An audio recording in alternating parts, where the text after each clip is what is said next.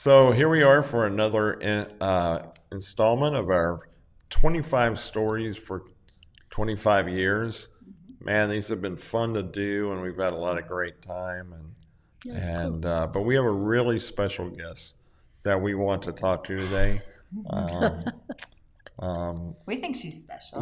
she is very special. We have with us today, we have Betty Johnson. And Betty is the mom of one of our participants that was involved with Lyft and with Breakaway well before Breakaway even existed. Yeah. And so, Betty, welcome. Well, thank you for inviting me. This is special being back here. Brings back a lot of wonderful memories. Cool, cool. Yeah. I remember one of my vivid memories of April was we were down in the Miami area. Oh. Yes, she flew down. Yep, yes. She flew down and she was spending some time with some friends of ours, Doug and Leanne Goddard. Yeah. And we were there, and we all went. What I remembered was she didn't want to leave. I think we went to it. Probably not. Yeah. Probably not. Was it an ice cream shop?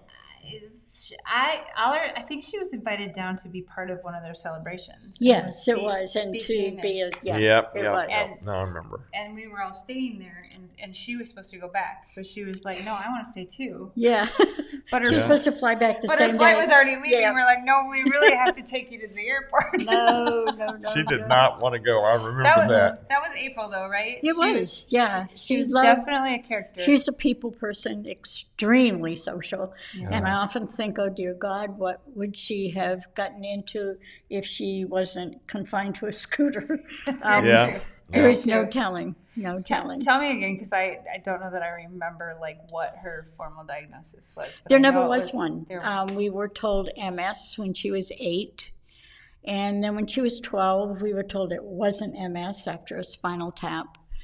But it started out as scoliosis. And she had surgery when she was like 10 with rods in the middle of her back up to her neck. But then her bottom curve got really, really bad. So they had to do from the middle of the back down to the bone. And then after that, she started dragging her toes. It was hard to walk. So she went to crutches, and then when she graduated from high school, she was in a scooter. Not too long before she passed away, we took her to NIH up in, is it Virginia, Baltimore, for a week. Yeah. And they could never pinpoint it either. They came up with numerous things. She was just April. Yeah, she was. She was special. She loved being there, even in the hospital. One of the head surgeons, and I never ever will forget this, April was always about her religion and her love of God, and she needed to know that you knew, so this head surgeon came in because someone had said something about her to meet her. And after he said, "Hi, April," the first thing she said to him was, "Do you know Jesus?" And he was quite taken aback. And he said, "Well, I guess I do. I'm a good person. I do good things, and I don't this and that." And she said, "That's not going to get you to heaven." But she was that way with everybody. If you moved into our neighborhood, she would go knock on the door, and it wasn't, "Hi, welcome to the neighborhood." It was, "Do you know Jesus?" But and I think because of her love of that, she had no fear about where she went or what she tried to do. Yeah. I remember April, I think in one of our even promo videos, we reference her because anything you could think of when we would ask, what would you want to have at Breakaway Camp? And she, skydiving. Yes. I want skydiving. It was always something extreme that I was like, wow, how are we going to make that work? I felt really bad for her. I took her to Orlando one day and we tried the helicopter rides. But there was nobody that would help me lift her in the helicopter, so we couldn't do that. And then she wanted to do that parachute thing that you're held up by air. Oh, yeah, right. There are no elevators. There's only steps. Oh, wow. And she couldn't do that. We tried 2 or 3 things, and she couldn't participate in any of them. So tell me about Breakaway. Like, she could do a few things. She did everything here, everything. Like I said, I'm a Hubba parent, and I didn't stay because I would have hindered her trying to do a lot of things. And she loved it here because at home, she was the only handicap. In our neighborhood, she was the only one. At her high school, she was the only one. And everybody wants just to be just like everybody else. Yeah. And here she could do that. She felt so at home here, such a big part of it. She loved all the activities, the tree climbing and the paintball especially, and the boat rides and stuff, and the pedicures and manicures. But it was the after supper time when everybody was, you did talent shows Right. and things like that, but just the visiting and to be able to talk and to have friends just like everybody else does. Yeah. And boy, did she really make an impression on all of us. She was just in that regard, she just loved to be in community with people. Yeah, and her drive for that created opportunities for people to talk and yes, yeah, she interact. was a and talker. It was really good. Yes, she was. She was a comedian as well. She was quite the comedian. Yeah, dry sense of humor. I but think yes. some of my favorite moments in the talent show was when she had the driest Yes. sense of She humor. was. And Right. and because as she went along in her disability, it was a little more difficult for her to talk. So I Yeah. could never tell whether she was waiting to make sure there was the right amount of pause for the punchline, or if it was her disability that was correcting that. And it was always she was pausing for effect. Oh. Yeah. And boy, did we laugh hard. Yeah, Oh man! But you said she doesn't sing. She's not a singer. No, definitely not. I feel like I've heard her sing a few times. Well, I'm sure you have heard her sing here, and she used to sing in her bedroom, but we never really commented on the voice. It was pretty scratchy, But pretty she deep. was a talker for sure. Yeah. Like I can recall numerous conversations. It was a privilege to sit with her and just chat, and even as she progressed along in those last few years, just helping her with some of her feeding and stuff, and being privileged to help. That with was difficult. It seemed like she'd be in this stage, and then all of a sudden she'd hold her own for a while, and then it was something else. But she tackled every bit of it with dignity and I never ever heard her complain. Never complain. In fact, one night I went by her bedroom and she was praying, and she said she was thanking God for her disability because it was easier for her to reach other people. And I'm thinking, how can you do that? It had a big impact on me, but that's how she was. That was the life God gave her, and she loved it, and she loved coming here. She told me one time this was better than Christmas. She looked forward to this every year. Yeah. Every year. That's awesome. And we look forward to having her. She brought a special, she was joy, just joy.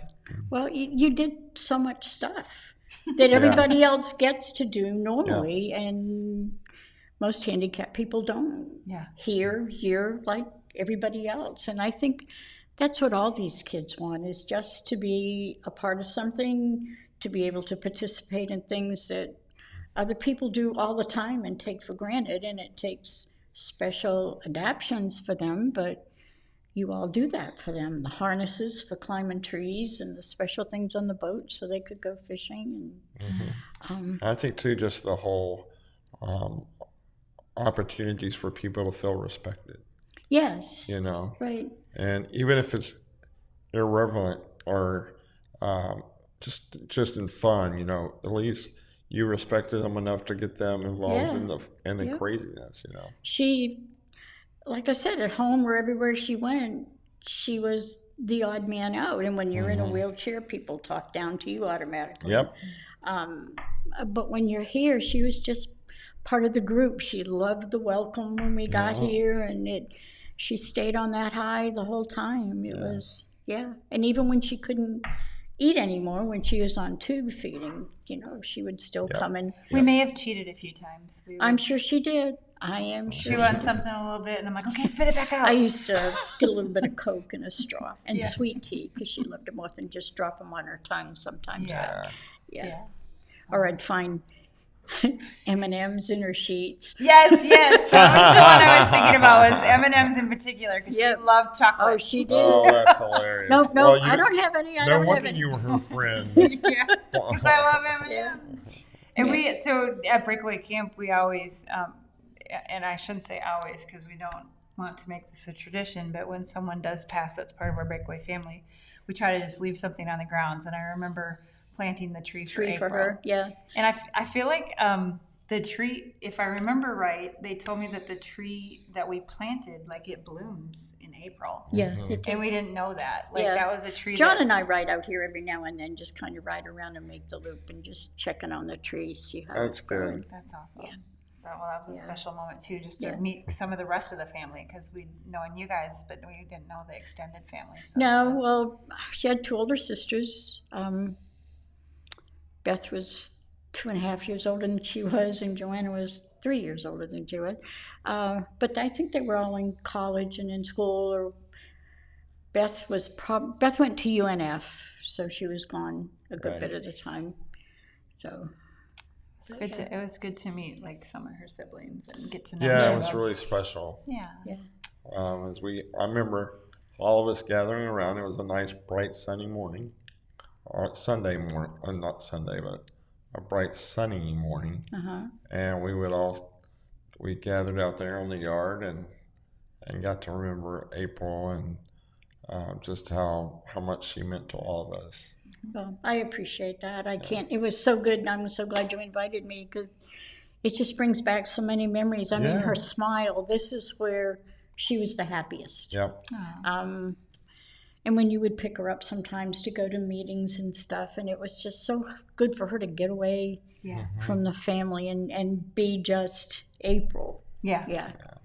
No, Well, this we is treasured her, and we truly wanted special. her at everything we did. And I tell you, any parent of a handicapped child, the most wonderful thing that they can offer their child is to be a part of this. When they can be with equal peers and not stand out and be able to do all these things. That's something they remember all their life, and that's the most wonderful gift you could give them. I mean, other things break and go away, or you outgrow them, but not the memories from here. She was just couldn't wait, yeah, Aw. just couldn't wait. and we just loved her coming in every year. And I was just sitting here thinking, as you were saying that, I think the thing that becomes so unique to us is that we meet all these people that have different types of disabilities, and once you meet them and you get past the barriers, then you start understanding the real person. Right. And that doesn't happen in the real world. All right, It does not. It happens here. that's exactly right. And that's what we strive for. And the benefit we get is we had a relationship with April that we treasured, that we wanted to know more about her. Yeah. And she was inquisitive and funny enough to want to know more about us, And so that's what relationships are built on. Yeah. And And she's told many other people if she met anyone anywhere that was handicapped. I mean, she always carried stickers for any little kid she saw, but she would always tell them about this camp, and you be sure you call us. Now, whether they did or not, she and I don't know, but she was always trying to spread the word. Aw. that's great. So- Well, you have kept us informed over the years. Yeah. And we were able to walk through that difficult season with you, and we just, when we were thinking about all the people that had influenced us and people that we've been able to touch, we said we got to have a story about April. I appreciate that. It almost brings tears to my eyes coming back out here because I said she was so happy out here. This was the highlight of her year, every Right. year that she came. I didn't worry about her. I know she probably fell a few times. I have no idea. No, never. Nobody called me. But I never worried. I just dropped her off and left and knew that she would love every minute of it. That's great. Well, Well, thank Betty, you for thank you for coming. Thank you for inviting me. I It is appreciate so great to just reminisce with you a little bit. Well, you two are special people. You Thank you. stop and think about all the lives you've touched Yeah, Thank thank and all the happiness you've given people and families. Great journey appreciate for that. sure, and April was a big part. So we hope you'll tune in for all of our episodes on 25 stories for the 25 years. What an inspiration to be able to spend a minute and just glean from the life of someone that was important to us. We lost April back in 2016, and we were able We to. didn't lose her. We know where she is. Oh, that's it. We didn't lose her. That's good. Thank you for correcting me. But we hope that you'll gain something from our video. And if you're out there and you're by yourself and you're isolated, this is a chance for you to get involved with a community of people that would care about you. And so, And there's hundreds of ways to get in touch with you. yes, And don't you know, not do it. I have to say, Betty, that you have been a great support for us Oh, I appreciate that. ever since we had to say temporarily goodbye to April. And we thank you for that. Yes. So, God bless you guys. We'll look forward to our next episode.